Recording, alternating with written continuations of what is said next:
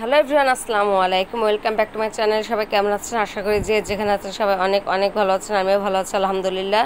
তো আজকের রেসিপি হচ্ছে বোবা পালস, যেটা রেসিপিটা অনেক ভাইরাল হয়ে গেছে। তো আমিও ভাবলাম আমিও আমার রেসিপিটা এটা ছেড়ে দিই আমার চ্যানেলে। তো খুবই ইজি, খুবই সুন্দরভাবে তৈরি হয়ে গেছে। আর এটা হচ্ছে আমার কিটক্যাট মিল্কশেক আমি তৈরি করে ফেলেছি বোবা পালস দিয়ে।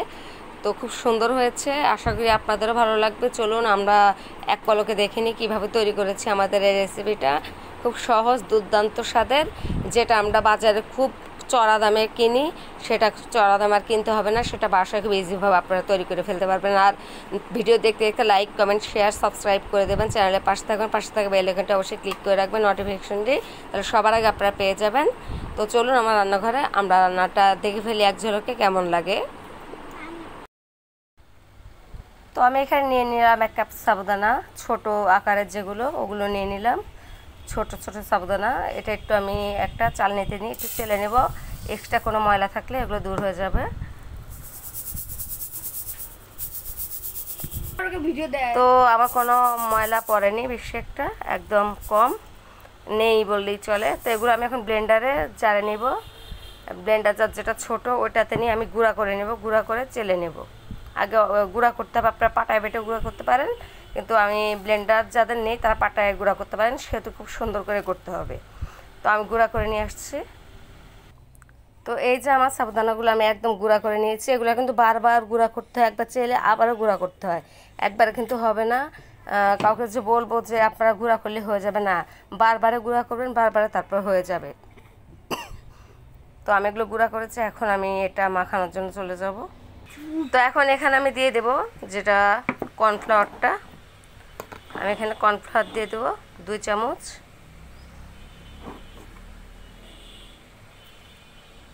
তো এখন এখানে যেটা দেব কোকো পাউডার আমি দিয়ে দেব 3 চামচের মতো কোকো পাউডার দেব।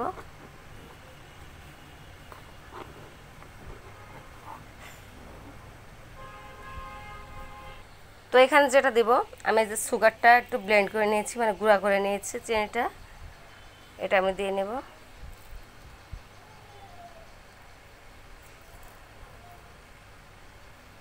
তিন চামচের মতো দিলাম আমি। তো এখানে আমি সব কিছু একসঙ্গে মিক্স করেছি, আপনি দেখতে পাচ্ছেন। এখানে গরম পানি নিয়েছি আমি বাটিতে, এখন অল্প অল্প করে আমি পানি দিয়ে নেব। অল্প করে পানি দিয়ে আস্তে আস্তে একটা ডো তৈরি করে নেব আমি। টাইট ডো, খুব নরম হবে না কিন্তু, যে একটা ছোট ছোট গোল করা যায় ওইভাবে আপনি করে নেবেন, আস্তে আস্তে ডো করে নেবেন। এভাবে মাখিয়ে নিতে হবে, মাখিয়ে নিলে সুন্দর একটা ডো হয়ে যাবে, বাবলসগুলো সুন্দর হবে। আমি মেখে নিচ্ছি, তারপর দেখাচ্ছি। তো আমার ডোটা যে হয়ে গেছে একদম পারফেক্ট। এখন ছোট ছোট করে নিলেই এই যে বল আকারে তৈরি হয়ে যাবে। আঙ্গুল দিয়ে বা লেচি কেটে কেটে আপনারা করতে পারেন, ছোট ছোট করলে বেশি সুন্দর হয়। তো সবগুলো হয়ে গেছে, সবগুলো হয়ে যাবে এমন করে। তো এখন আমি বলগুলো করে নেব সুন্দর করে, এক এক করে সব বল করে নেব। তো আমার বাবলসগুলো বানানো হয়ে গেছে, দেখেন কত সুন্দর হয়ে গেছে, একই রকম করে এতগুলো বাবলস হয়ে গেছে, মানে বোবা বাবলস। তো এখন এখানে আমি কর্নফ্লাওয়ার 1.5 চামচ দিয়ে একদম মাখিয়ে নিয়েছি, যেন একটার গায়ে আরেকটা লেগে না যায়। তো এখন এগুলোকে আমি সেদ্ধ করে নেব গরম পানিতে। একটা প্যানে আমি গরম পানি বসিয়ে দিয়েছি।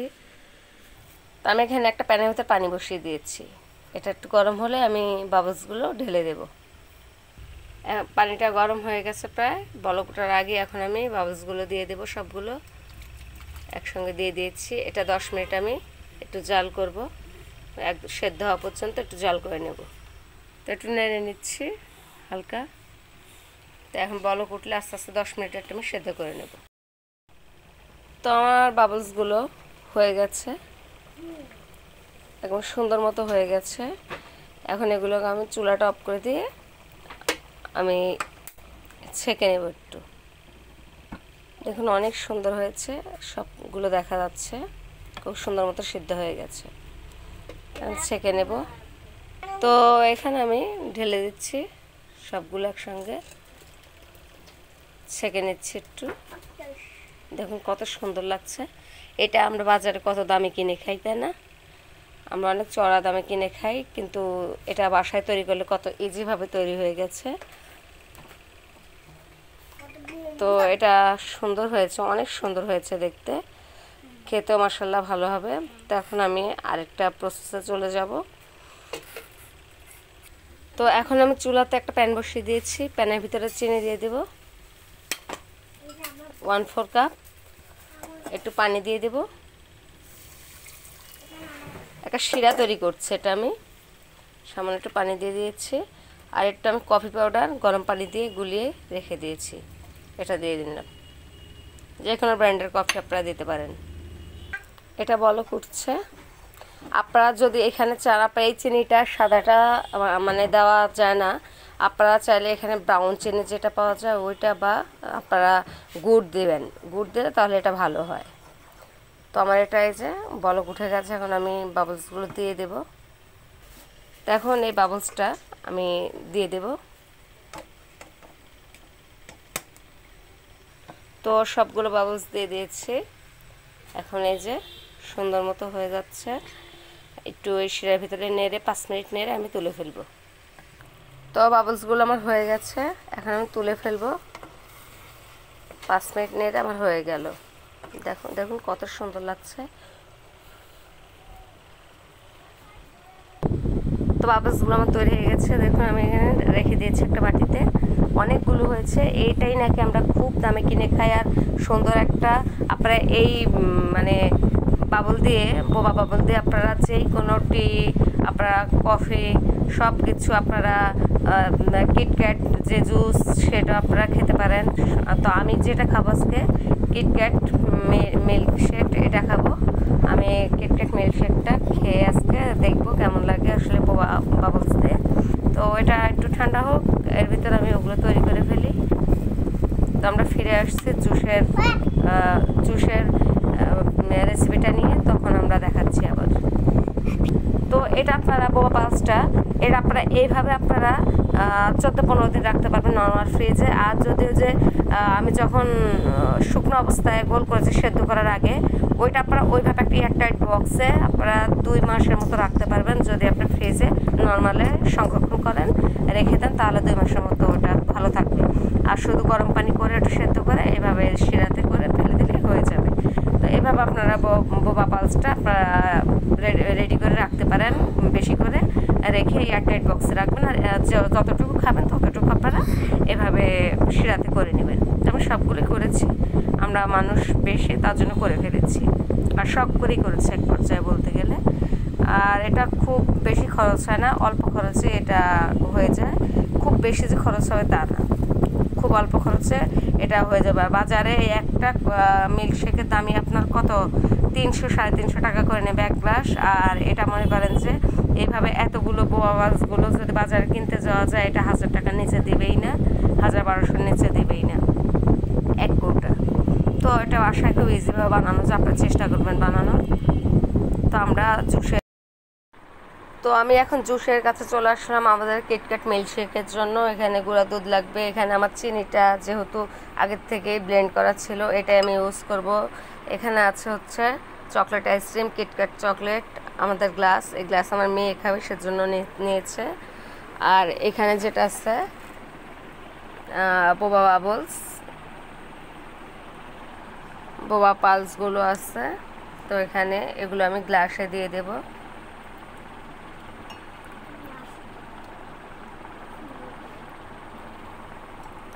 যেহেতু বাসাতেই করছি, একটু বেশি করে সবাই খাচ্ছি।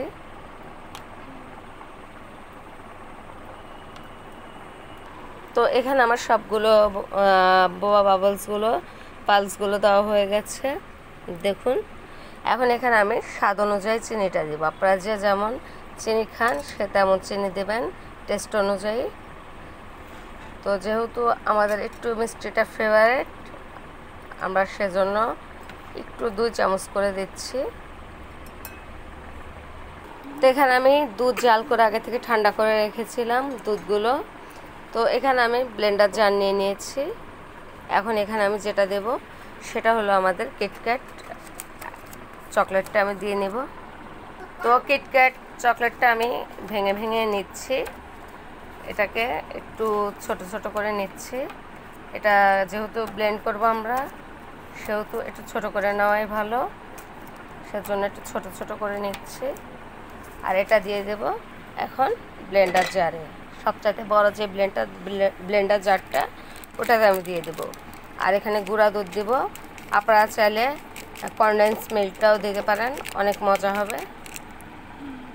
তো এখন এখানে আমি আইসক্রিম দিয়ে দেব, চকলেট আইসক্রিম।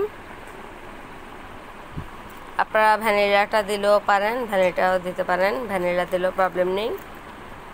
আমি একটু বেশি করে আইসক্রিমটা দিলাম। তো এখানে আমি এখন দুধটা দিয়ে নেব।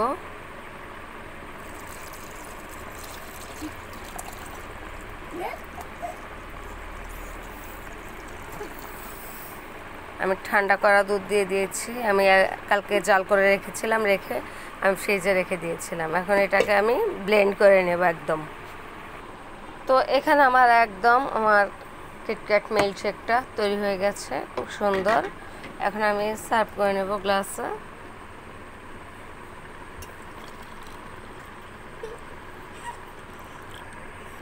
তো এই যে আমার তৈরি হয়ে গেল সুন্দর কিটক্যাট মিল্কশেক।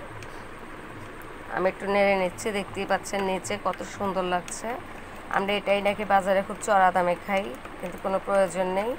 এভাবে বাসায় যদি আমরা একটু কষ্ট করে তৈরি করতে পারি তাহলে এত দামি জিনিসটা ঘরোয়াভাবে, বড় কথা হচ্ছে এটা ঘরোয়াভাবে খাচ্ছি, এটাতে কোনো কেমিক্যাল সাইড ইফেক্ট কোনো কিছুই নেই, একদম ঘরোয়াভাবে তৈরি, হোমমেড।